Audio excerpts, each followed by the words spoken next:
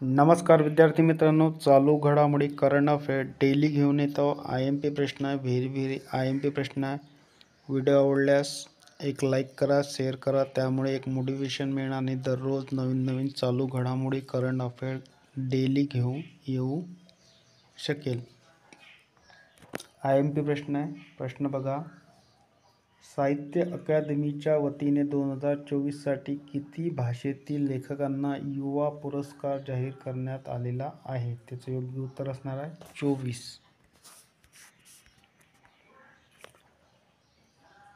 पुढील प्रश्न बघा, 18व्या मुंबई इंटरनॅशनल फिल्म फेस्टिवलमध्ये व्ही. शांताराम जीवन गौरव पुरस्कार कोणाला प्रदान करण्यात आलेला आहे? त्याचे योग्य उत्तर असणार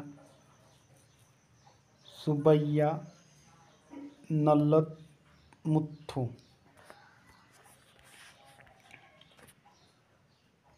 पुढील प्रश्न बघा, ब्रिक्स स्पर्धा 2024 देशातील कझान येथे पार पडत आहे. कुठे? रशिया. पुढील प्रश्न बघा, भारतीय महिला टेबल टेनिस संघाने ब्रिक्स स्पर्धेत कोणते पदक पटकावलेले आहे? त्याचे योग्य उत्तर असणार आहे कांस्य.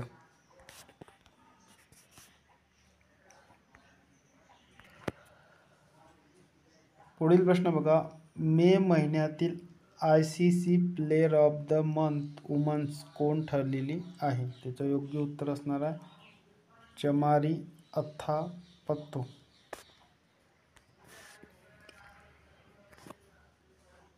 पुढील प्रश्न बघा, बालविवाह रोखण्यासाठी कोणत्या राज्याच्या सरकारने नितुज मोहिना या योजनेला मंजुरी दिलेली आहे? त्याचे योग्य उत्तर असणार आहे आसाम.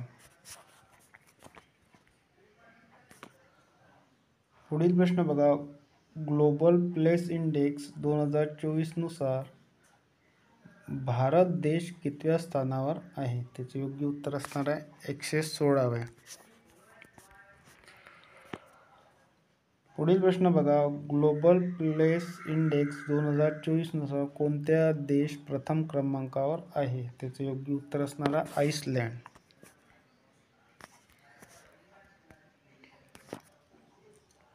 पुढील प्रश्न बघा, 2024 साठी साहित्य अकादमीचा इंग्रजी भाषेतील युवा साहित्य पुरस्कार कोणाला जाहीर झाला आहे?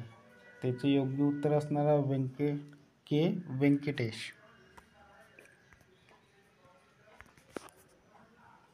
पुढील प्रश्न बघा, आशियाई कराटे स्पर्धा नुकतीच कुठे पार पडलेली आहे? त्याचे योग्य उत्तर असणार आहे पुणे.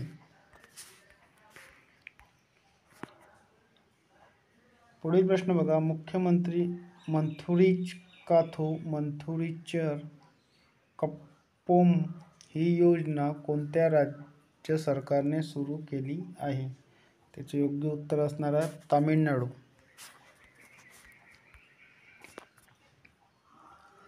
पुढील प्रश्न बघा, जगातील दुसरा सर्वात मोठा नायट्रस ऑक्साईड उत्सर्जक देश कोणता ठरलेला आहे? त्याचे योग्य उत्तर असणार आहे भारत.